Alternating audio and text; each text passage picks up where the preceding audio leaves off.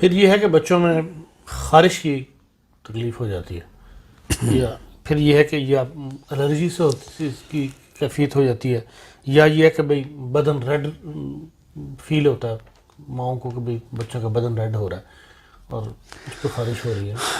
دیکھیں اس کی بے شمار وجوہات ہیں، بے شمار.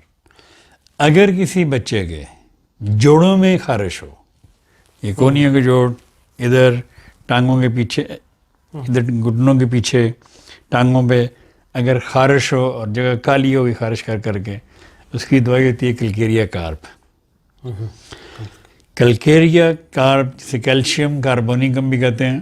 کیلشیم کاربونیکم 30 میں اگر آپ دن میں 3 دفعہ دیں بچے کو، اور ساتھ دیں بیسی لائنم 200 میں ہفتے میں 2 بار، تو اللہ ماشاء اللہ میں نے اکثر بچوں کو یہ ایگزیما ٹھیک ہوتے دیکھا ہے.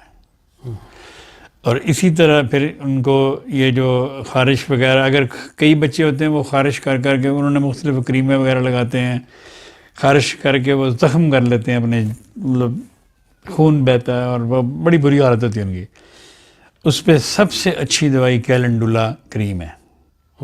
کیلنڈولا کریم آپ لگائیں چند دن تو وہ خدا کے فضل سے وہ زخم خشک ہو جائے گا اور ٹھیک ہو جائے گی.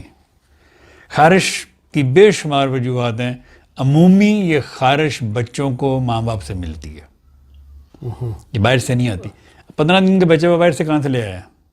یا 1 مہینے کا بچہ یا 2 مہینے کا بچہ اس کو خارش شروع ہوئی، وہ کہاں سے لے آیا؟ یہ ایکچولی اس کو ماں باپ سے ملتی ہے، یا ماں کی فیملی سے یا باپ کی فیملی سے. صحیح. میرا یہ تجربہ ہے خدا کے فضل سے کہ میں نے جس بچے کو بھی دیکھا اور میں نے ان سے پوچھا ہے، ان کے پیرنٹ سے، کسی نہ کسی سے ضرور نکلی ہے، یا ماں کی طرف سے یا باپ کی طرف سے، انہیریٹڈ ہوتی ہے.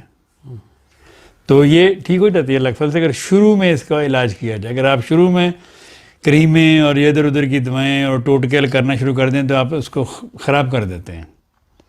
مختلف قسم کی کریمیں لگا کے، مختلف قسم کے وہ لوشن وغیرہ لگا کے اس کو خراب کر دیتے ہیں. اگر آپ پہلے 10-15 دن میں